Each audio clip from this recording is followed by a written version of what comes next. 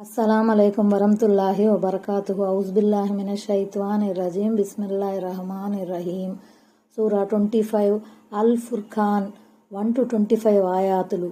అల్ ఫుర్ఖాన్ అనగా గీటురాయి. పరిచయం. ఈ సూరా ముఖ్యంగా ధార్మిక విశ్వాసానికి సంబంధించిన సూత్రాలను నొక్కి చెప్పింది. ఏక దైవారాధన, ప్రవక్తల పరంపర, దివ్యవాణి అవతరణ, మరణానంతరం మళ్లీ లేపబడడం, శిక్షా బహుమానాలు వంటి మౌలిక విశ్వాసాలను ఈ సూరా మనస్సుకు హత్తుకునేలా తెలియజేసింది. ఈ సూరా మొదటి ఆయతులో ప్రస్తావనకు వచ్చిన ఫుర్ఖాన్, గీటురాయి అన్న పదం ఆధారంగా ఈ సూరాకు ఈ పేరు పెట్టడం జరిగింది. అరబ్బీలో ఫుర్ఖాన్ అంటే గీటురాయి అని అర్థం. దివ్య ఖురాన్కు ఉన్న పేర్లలో ఫుర్ఖాన్ ఒకటి. ధార్మిక విశ్వాసానికి, అవిశ్వాసానికి, మార్గదర్శకత్వానికి, మార్గవిహీనతకి, సత్యానికి, అసత్యానికి, వెలుగుకు, చీకట్లకు మధ్య భేదాన్ని తెలిపేది ఫుర్ఖాన్. ప్రవక్త ముహమ్మద్ సల్లల్లాహు అలైహి వసల్లం చూపించిన మహత్తరమైన, శాశ్వతమైన మహత్యంగా ఇక్కడ ఖురాన్ను వర్ణించడం జరిగింది. మానవాళికి ఇహలోకంలో సంతోషాన్ని, పరలోకంలో సాఫల్యాన్ని ప్రసాదించే ఈ దైవ గ్రంథం దేవుని తరపున అనుగ్రహంగా ప్రసాదించబడింది. కరుణామయిన దాసులైన విశ్వాసుల ఈ క్రింది లక్షణాలను వివరిస్తూ ఈ సూరా ముగుస్తుంది. 1. వారు వినయంగా నడుస్తారు. 2. పలకరిస్తే మృదువుగా మాట్లాడతారు. 3. రాత్రులు తమ ప్రభువు ఆరాధనల్లో గడుపుతారు. అల్లాహ్ను స్మరిస్తుంటారు. 4. నరక శిక్ష నుంచి కాపాడమని దేవుని ప్రార్థిస్తుంటారు. 5. దుబారాగా గాని, పిసినారితనంలో గాని ఖర్చు చేయరు. 6. అల్లాహ్ను తప్ప మరే మిథ్యాదేవుణ్ణి అర్థించరు. 7. తోటి మనిషిని హత్య చేయరు, న్యాయబద్ధంగా తప్ప. 8. వ్యభిచారం, అక్రమ సంబంధాలకు పాల్పడరు. 9. అబద్ధపు సాక్ష్యాలు చెప్పరు. 10. వ్యర్థ ప్రసంగాలు చేయరు. 11.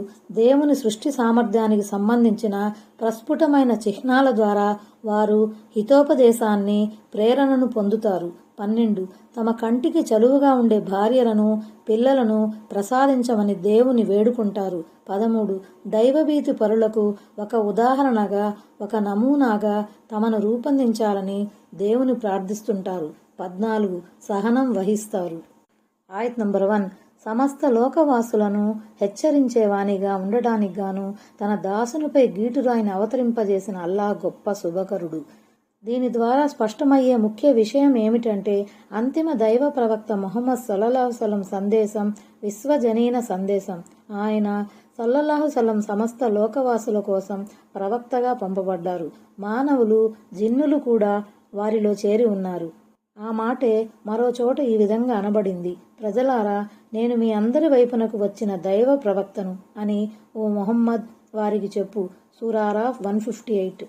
నేను తెల్లవాని వైపు, నల్లవాని వైపు, అందరి వైపునకు దైవ ప్రవక్తగా పంపబడ్డానని ఆయన సల్లల్లాహు అలైహి వసల్లం ఒక హదీసులో ప్రవచించారు. సహీ ముస్లిం కితాబుల్ మసాజిద్. ఆయన సల్లల్లాహు అలైహి వసల్లం ఇంకా ఇలా అన్నారు: పూర్వం ఒక ప్రవక్త ఏదైనా ఒక జాతి వైపుకు పంపబడేవాడు. అయితే నేను సమస్త మానవుల కోసం ప్రవక్తగా పంపబడ్డాను. ఇక్కడ గీటురాయి ఫుర్ఖాన్ అంటే సత్యాసత్యాలు, న్యాయాన్యాయాలు, ధర్మాధర్మాలు, ఉచితానుచితాల మధ్య గల తేడాను స్పష్టపరిచే దివ్య ఖురాన్ అని అర్థం. దివ్య ఖురాన్ ఈ విషయాలన్నింటినీ స్పష్టంగా వేరుపరిచినందువల్ల దీనిని గీటురాయి అనడం జరిగింది. ఆయత్ నంబర్ 2. భూమి ఆకాశాల సార్వభౌమత్వం ఆయనదే. ఆయన ఎవరినీ సంతానంగా చేసుకోలేదు. ఆయన రాజ్యాధికారంలో ఆయనకు భాగస్వాములు కూడా ఎవరూ లేరు. ఆయన ప్రతి వస్తువును సృష్టించి దానికి తగ్గట్టుగా దాని లెక్కను నిర్ధారించాడు. దైవ ప్రవక్త సందేశం గురించి చెప్పిన తర్వాత ఇప్పుడు తౌహీద్, దేవుని ఏకత్వం గురించి చెప్పబడుతుంది. ఇక్కడ దేవుని 4 ప్రధాన గుణాలు, లక్షణాలు తెలుపబడ్డాయి. వాటిలో మొట్టమొదటిది తిరుగులేని ఆయన సార్వభౌమత్వం. ఈ సార్వభౌమత్వంలో ఆయనకు సహవర్తులు ఎవరూ లేరు. కొంతమంది యూదులు, క్రైస్తవులు, అరబ్బులు కూడా అల్లాహకు సంతానం ఉందని, ఆయన దైవదూతలను తన కుమార్తెలుగా చేసుకున్నాడని చెప్పేవారు. ఈ ఆయతులో వారి మూఢనమ్మకం ఖండించబడింది. విగ్రహారాధన, బహుదైవారాధన, 2 దైవాల భావన, మంచి చెడు, అంధకారం, కాంతి అనే ద్విత్వం ఖండించబడింది. సకల సృష్టికి మూలాధారం అల్లాహే. ఆయన తన యుక్తిని, ప్రణాళికను అనుసరించి తన సృష్టితాలలో ఎవరికేది అవసరమో తగు మోతాదులో నిర్ధారించాడు. ప్రతి వస్తువు విధివ్రాతను ముందే చేశాడు. ఆయత్ నంబర్ 3. వారు అల్లాహ్ను వదిలి బూటకపు దేవుళ్లను కల్పించుకున్నారు. వారు అంటే ఆ బూటకపు దేవుళ్ళు ఏ వస్తువును సృష్టించలేరు. పైగా వారు స్వయంగా సృష్టించబడినవారు. వారు తమ స్వయానికి సైతం లాభనష్టాలు చేకూర్చుకునే అధికారం కలిగి లేరు. జీవన్మరణాలు కూడా వారి అధీనంలో లేవు. మరణానంతరం తిరిగి లేచే శక్తి కూడా వారి వద్ద లేదు.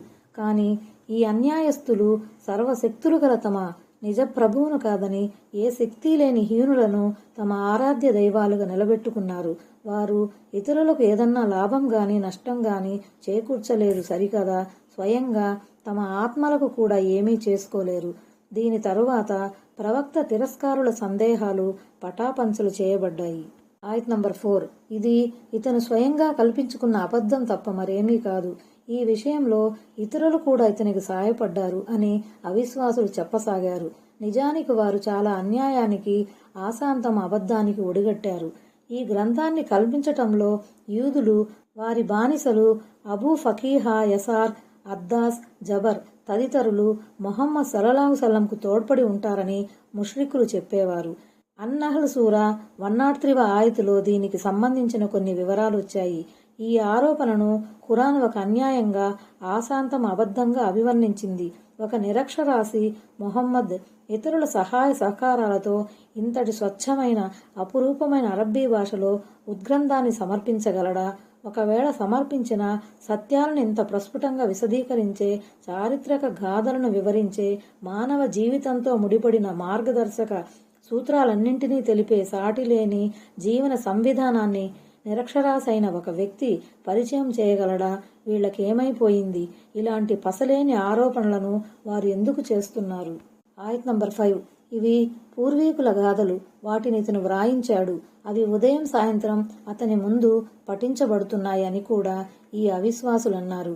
ఆయత్ నంబర్ 6. ఓ ప్రవక్త, వారికి చెప్పు, భూమ్యాకాశాలలో ఉన్న రహస్యాలన్నింటినీ ఎరిగినవాడు దీనిని, ఈ ఖురాన్ను అవతరింపజేశాడు. ఆయన అమితంగా క్షమించేవాడు, అపారంగా కనికరించేవాడు. అవిశ్వాసుల ఆరోపణలకు సమాధానంగా ఈ మాటలు అనబడ్డాయి. కాస్త ఖురాన్పై యోచన చేయండి. అందులోని ఏ వాక్యమైనా వాస్తవానికి విరుద్ధంగా ఉందా? ముమ్మాటికి లేదు కదా. అందులోని ప్రతి విషయం సత్యబద్ధమైనదే. ఎందుకంటే దానిని అవతరింపజేసినవాడు భూమ్యాకాశాలలోని ప్రతి గోప్యమైన విషయాన్ని ఎరిగినవాడు. ఆయన క్షమాశీలి గనక సరిపోయింది. ఒకవేళ ఆయనే గనక ఈ అవిశ్వాసులు మోపే ఒక్కో నిందారోపణకు పట్టుకోవటం మొదలెడితే వీళ్ళు ఏనాడో దైవగ్రహానికి గురై నాశనమై ఉండేవారు. కానీ దేవుడు కృపాకరుడు. ఆయన తన ప్రణాళికను అనుసరించి వ్యక్తులకు, జాతులకు ఒక నిర్ణీత సమయం వరకు విడుపుని ఇస్తాడు. ఆయత్ నంబర్ 7. అవిశ్వాసులు ఇలా అనసాగారు, ఏం ప్రవక్తవయ్యా ఇతను? చూడబోత అందరిలాగే ఇతను కూడా అన్నం తింటున్నాడు, బజార్లలో తిరుగుతున్నాడు. ఇతనికి తోడుగా ఉంటూ ప్రజలను హెచ్చరించే నిమిత్తం ఒక దైవదూత అయినా ఇతని వద్దకు ఎందుకు పంపబడలేదట?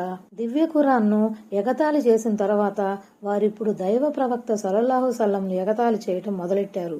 ఎందుకంటే వారి దృష్టిలో ఒక మానవ మాత్రుడు దైవ ప్రవక్త పదవికి తగడు. అందుకే భోజనం చేసేవాడు, అందరిలాగే వీధుల్లో సంచరిస్తూ మనుషులతో సహజీవనం చేసేవాడు ప్రవక్తగా ఎంపిక కావటంపై వారు ఆశ్చర్యానికి లోనయ్యారు.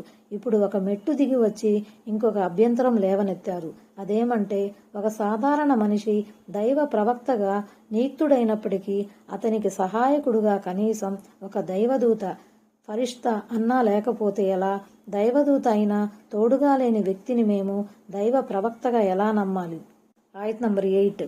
పోనీ ఇతని వద్దకు ఏదైనా ఖజానా ఎందుకు వచ్చి పడలేదు? పోనీ ఇతను హాయిగా తింటూ ఉండటానికి ఇతనికి ఒక తోటన్నా లేదేమిటి? మీరు చేతబడి చేయబడిన ఒక వ్యక్తి వెనుక నడుస్తున్నారు అని కూడా ఆ దుర్మార్గులు అన్నారు.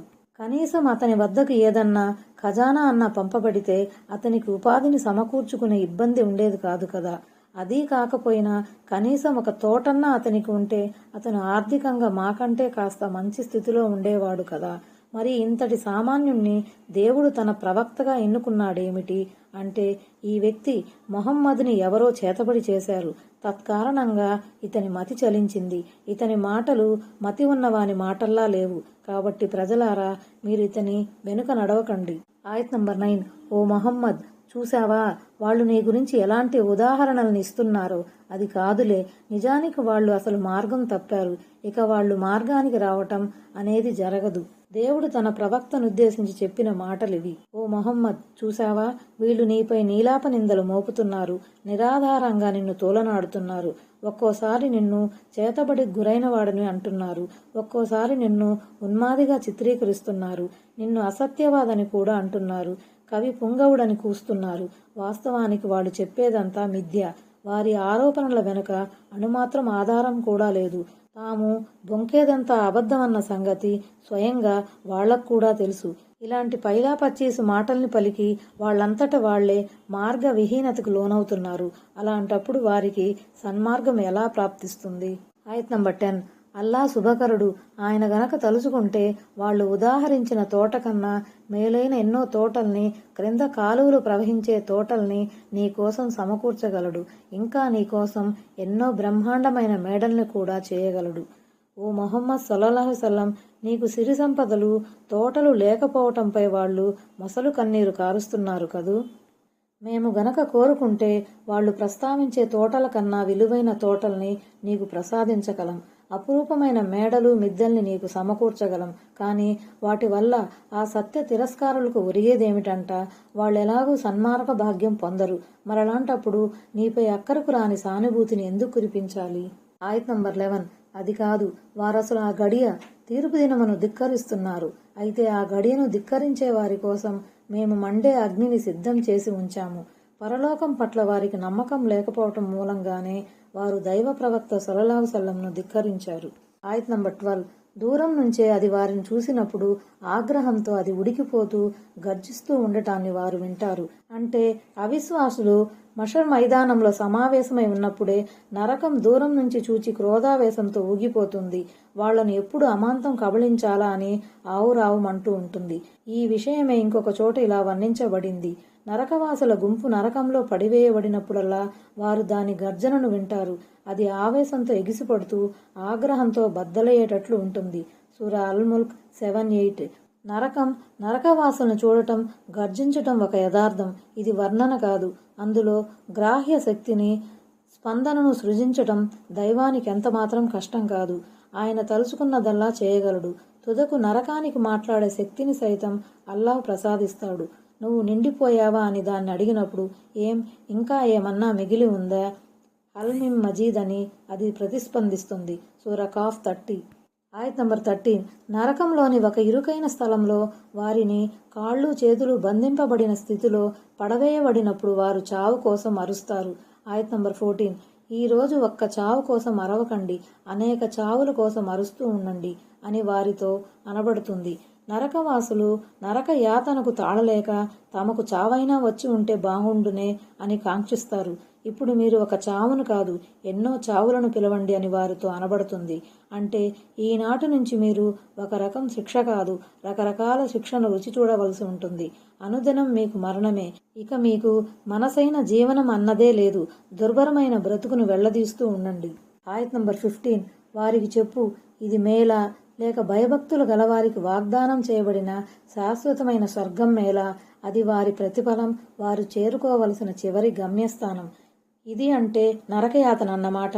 నరకవాసులు చేసుకున్న దుష్కర్మలకు ప్రతిఫలంగా వారికి పెట్టబడే నానా రకాల యాతనలు మేలా లేక భక్తి పరాయణులు చేసుకునే సత్కర్మలకు బదులుగా వారికి వసగబడే శాశ్వతమైన స్వర్గసుఖాలు మేలా? ఈ ప్రశ్న నరకంలో నరకవాసులను ఉద్దేశించి వేయబడుతుంది. అయితే ఈ ప్రశ్నను గురించి జనులు తెలుసుకొని సన్మార్గాన్ని అవలంబిస్తారన్న ఉద్దేశంతో ముందుగానే తెలియపరచడం జరిగింది. ఆయత్ నంబర్ 16. వారు స్వర్గవాసులు. కోరుకున్నదల్లా అందులో వారికి లభిస్తుంది. వారందులో శాశ్వతంగా ఉంటారు. అర్థించదగిన ఈ వాగ్దానాన్ని నెరవేర్చవలసిన బాధ్యత నీ ప్రభువుపై ఉంది. ఈ వాగ్దానం నెరవేరటం తథ్యం. ఒక రుణదాతకు రుణగ్రస్తుడు రుణాన్ని చెల్లించినట్లుగానే సజ్జనులకు స్వర్గం ప్రసాదించటాన్ని అల్లా విధిగా చేసుకున్నాడు. ఆ విధిని ఆయన నెరవేర్చి తీరుతాడు. అందులో ద్వంద్వాభిప్రాయానికి తావే లేదు. ఆయత్ నంబర్ 17. ఆ రోజున అల్లాహ్ వారిని, అల్లాహ్ను వదిలి వారు పూజించే వారిని సమావేశపరిచి, నా ఈ దాసులను మీరు అపమార్గం పట్టించారా లేక వీళ్లంతటి వీళ్లే మార్గం తప్పారా అని అడుగుతాడు. ఆ దృశ్యాన్ని కాస్త తెలుసుకోండి. అల్లాహ్ను వదిలి జనులు ఇప్పటి వరకు పూజిస్తూ వచ్చిన వారిని, పూజించబోయే వారిని ఆయన ప్రళయ దినాన ఒక చోట సమీకరిస్తాడు. ఆ పూజనీయులలో రాళ్ళు రప్పలు, చెట్టు పుట్టలు, విగ్రహాలు, కొయ్యబొమ్మలు, దేవుని సజ్జన దాసులు, ఉదాహరణకు హజ్రత్ ఉజైర్, హజ్రత్ ఈసా అలైహిస్సలాంలు, వలీలు, ఇంకా దైవదూతలు, జిన్నాతులు కూడా ఉంటారు. కదల్లేని మెదల్లేని రాతి బొమ్మలకు కూడా దేవుడు ఆ రోజు చైతన్యాన్ని, మాట్లాడే శక్తినిస్తాడు. చివరకు వారందరినీ నిలదీసి అడుగుతాడు, చెప్పండి, మీరు నా దాసులను షిర్కు చేయమని చెప్పారా లేక వీళ్లు తమంతట తామే మేము పూజించారా అని అడుగుతాడు. ఆయత్ నంబర్ 18. వారు ఇలా విన్నవించుకుంటారు, ఓ అల్లా, నీవు పవిత్రుడువు, నిన్ను కాదని వేరొకరిని మా రక్షకుడిగా చేసుకోవడం మాకు సైతం తగదు. కానీ అసలు విషయం ఏమిటంటే నీవు వీళ్లకి, వీరి తాత ముత్తాతలకి సాధన సంపత్తులను పుష్కలంగా ప్రసాదించావు. తుదకు వీరు హితబోధను విస్మరించారు. ఆ విధంగా వీరు వినాశం పొందేవారయ్యారు. మేము సైతం నిన్ను వదిలి ఇంకొకరిని మా కార్య సాధకునిగా చేసుకోవడానికి సాహసించలేదు. అలాంటప్పుడు అంత పెద్ద అపచారం చేయమని ఇతరులకు మాత్రం మేము ఎలా చెబుతాము అని వారంటారు. సాధారణంగా ప్రజలు బహుదైవారాధన, షిర్కుకు పాల్పడటంతో వారి సిరి సంపదలు కీలక పాత్ర పోషించాయి. భోగలాలసకు లోనై వారు నీ ధ్యానాన్ని విస్మరించారు, నీ ప్రవక్తల పాఠాలను మర్చిపోయారు. తత్కారణంగా వినాశం వారి తలరాతగా మారిపోయింది. ఆయత్ నంబర్ 19. చూశారా, మీరు చెప్పే మాటలన్నింటినీ వారు కాదన్నారు కనుక శిక్షలను తొలగించుకునే శక్తి గాని, సహాయాన్ని పొందే స్తోమత గాని ఇప్పుడు మీకు లేదు. మీలో దుర్మార్గానికి పాల్పడిన ఒక్కొక్కడికి మేము పెద్ద శిక్షను చవి చూపిస్తాము అని అల్లాహ్ అంటాడు. ముష్రిక్కులను ఉద్దేశించి దేవుడు పలికే మాటలివి. మీరు ఎవరెవరిని మీ దేవుళ్లుగా తలపోసేవారో వాళ్లు సైతం మీ పూజా పునస్కారాలను కొట్టిపారేశారు. మీరు చెప్పేది బూటకమని కూడా సాక్ష్యమిచ్చారు. మీ కాల్పనిక విశ్వాసాలతో తమకే సంబంధం లేదని వారు మీ ముందరే చెప్పేశారు. ఎవరి అండదండలను మీరు ఆశించారో వారు చేతులెత్తేశారు. చెప్పండి, ఈనాడు మీకు పడే శిక్ష నుంచి తప్పించుకునే దమ్ము మీకుందా? మీ ఆత్మలకు మీరు ఏదన్నా సాయం చేసుకోగలరా? ఇక్కడ దుర్మార్గం, జుల్మ్ అంటే బహుదైవోపాసన, షిర్క్ అని భావం. దివ్య ఖురాన్లో మరోచోట షిర్క్ మహాపరాధంగా, పరమ దుర్మార్గంగా, పెద్ద అన్యాయంగా అభివర్ణించబడింది. సూరా లుక్మాన్ 13. ఆయత్ నంబర్ 20. ఓ ముహమ్మద్ సల్లల్లాహు అలైహి వసల్లం, మేము నీకు పూర్వం పంపిన ప్రవక్తలందరూ కూడా అన్నం తినేవారు, బజారులలో సంచరించేవారే. మేము మీలో కొందరిని మరికొందరి కోసం పరీక్షా సాధనంగా చేశాము. మరి మీరు ఓపిక పట్టగలరా? నీ ప్రభువు సర్వాన్ని చూస్తున్నాడు. అంటే మునుపు వచ్చిన ప్రవక్తలంతా మానవ మాత్రులే. మానవ మాత్రులుగా వారు అన్నపానీయాలు పుచ్చుకునేవారు. వారి దినచర్య కూడా మానవాతీతమైనది కాదు. అంటే ఉపాధి సముపార్జన కోసం వారు అంగడికి వెళ్లేవారు, వ్యాపారం కూడా చేసేవారు, చేతి పనులు కూడా చేసేవారు. కష్టపడి సంపాదించడం, కనీస జీవిత అవసరాలను పొందటం ప్రవక్త పదవికి విరుద్ధమైన అంశం ఏమీ కాదు. అంటే మేము ప్రవక్తలను పరీక్షించాము, ప్రవక్తలను విశ్వసించిన ప్రజలను కూడా పరీక్షించాము. ఈ పరీక్ష ద్వారా కల్తీ సరుకు ఏదో, మేలిమి సరుకు ఏదో తేల్చాము. ఈ పరీక్షల్లో సహన స్థైర్యాలను కనబరిచి దైవ సహాయాన్ని అర్థించిన వారు సాఫల్యం పొందారు, అన్యులు పరాభావం పాలయ్యారు. అందుకే మరి నువ్వు సహనం వహిస్తావా అని కూడా ప్రశ్నించాడు. దైవ దౌత్యానికి ఎవరు అర్హులో, ఎవరు అర్హులు కారో అల్లాహుకు తెలుసు. సూరా అల్-అన్ఆమ్ 124. ఒక హదీసులో మహాప్రవక్త ముహమ్మద్ సల్లల్లాహు అలైహి వసల్లం ఇలా ప్రవచించారు, రాజవైభవంతో కూడుకున్న ప్రవక్తగా ఉంటావో, నిరాడంబరత నిండిన ప్రవక్తగా ఉంటావో కోరుకో అని అల్లాహ్ నాకు స్వేచ్ఛాధికారం ఇచ్చాడు. నేను మాత్రం నిరాడంబర ప్రవక్తగా ఉండటానికే ఇష్టపడ్డాను. ఆయత్ నంబర్ 21. మమ్మల్ని కలుసుకునే విషయంపై ఆశ లేని వారు దైవదూతలు మా వద్దకు ఎందుకు పంపబడటం లేదు? పోని మేమైనా మా కళ్లతో మా ప్రభువుని ఎందుకు చూడలేకపోతున్నామని అంటారు. వారు తమలో తామే చాలా గొప్పవారుగా ఊహించుకుంటున్నారు. అహంకారంతో మరీ బరి తెగించిపోతున్నారు. అంటే ఒక మానవ మాతృణ్ణి దైవ ప్రవక్తగా చేసి పంపించే బదులు ఒక దైవదూతను ప్రవక్తగా పంపించవచ్చు కదా. అదీ కాకపోతే కనీసం దైవ ప్రవక్తకు సహాయకునిగా ఒక దైవదూతనైనా ఆకాశం నుంచి దించాల్సింది కదా. అతన్ని మేము కూడా చూసి తరించేవారం, దైవ ప్రవక్త చెప్పేదంతా నిజమని నమ్మేవారం కదా అన్నది వారి ఉద్దేశం.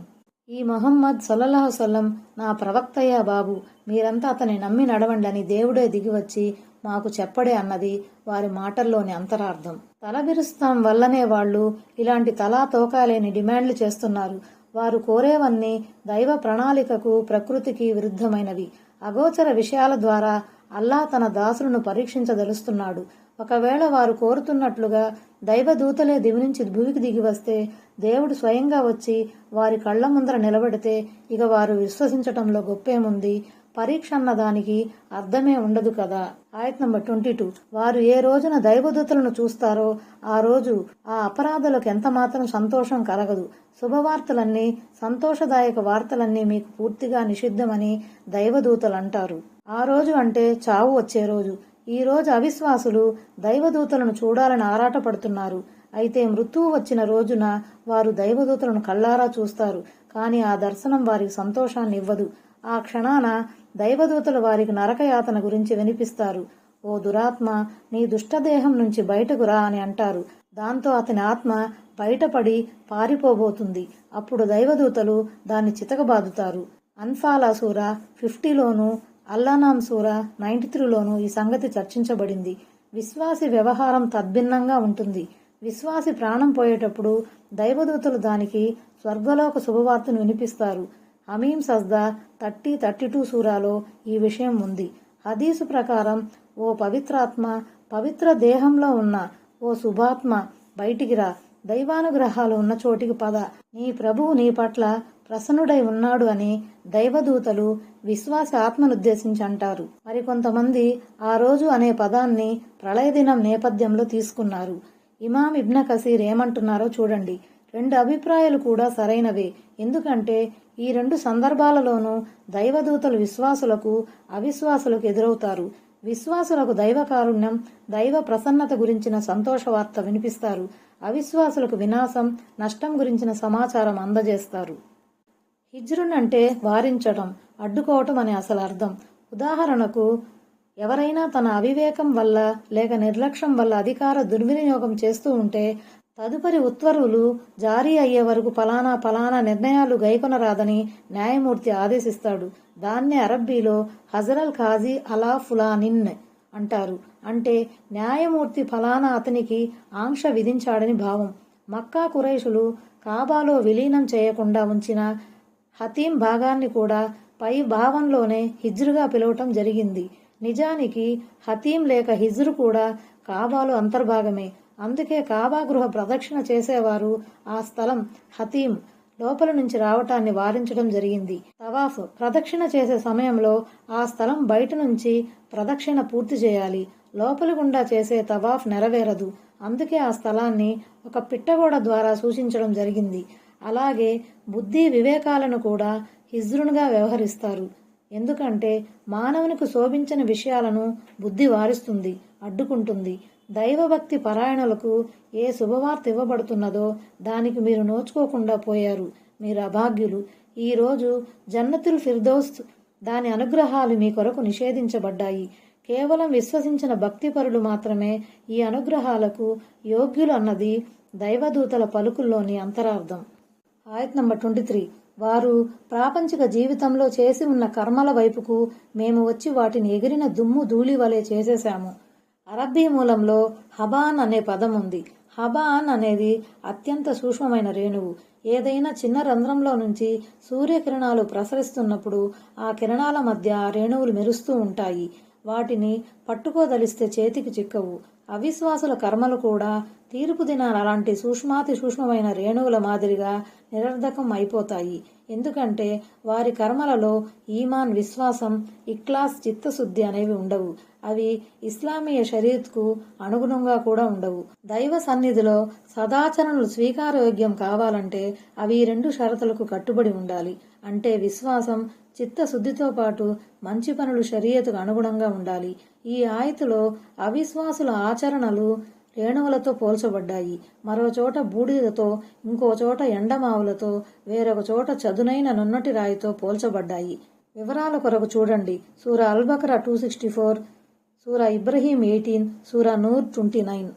ఆయత్ నంబర్ 24. అయితే ఆ రోజు స్వర్గవాసుల నివాసం చాలా బాగుంటుంది, వారి విశ్రాంతి నిలయం కూడా అత్యుత్తమంగా ఉంటుంది. కొంతమంది ఖురాన్ వ్యాఖ్యాతలు ఈ ఆయతులోని భావాన్ని ఈ విధంగా వివరించారు. విశ్వాసులకు ప్రళయ దినం చాలా సులువుగా గడిచిపోతుంది. వారి లెక్క చాలా తేలికపాటిదై ఉంటుంది. మధ్యాహ్న భోజనానంతరం విశ్రాంతి తీసుకునే సమయం వరకు వారి లెక్కలు పూర్తయిపోతాయి. ఆ సమయంలో వారు స్వర్గంలో తమ కుటుంబీకులతో, స్వర్గంలోని స్త్రీలతో కలిసి విశ్రాంతి తీసుకుంటూ ఉంటారు. హదీసులో ఇలా ఉంది: విశ్వాసి పాలిట ఆ దినం అత్యంత సులువుగా ప్రపంచంలో ఒక ఫర్జు నమాజుగా చేసినట్లుగా ఉంటుంది. ఆయత్ నంబర్ 25. ఏ రోజున ఆకాశం మేఘాల సమేతంగా బద్దలైపోతుందో మరి దైవదూతలు వరుసగా దింపబడతారు. ఆకాశం బద్దలైపోయిన పిమ్మట పైనుంచి మేఘం నీడలా ఉంటుంది. అల్లా తన దూతల సమేతంగా మషర్ మైదానంలో తేజరిల్లుతాడు. సమస్త ప్రాణులు అక్కడ సమీకరించబడతాయి. సూరా అల్-బకరా 210వ ఆయతులో మరికొన్ని వివరాలున్నాయి. అస్సలాము అలైకుం వరహ్మతుల్లాహి వబరకాతుహు.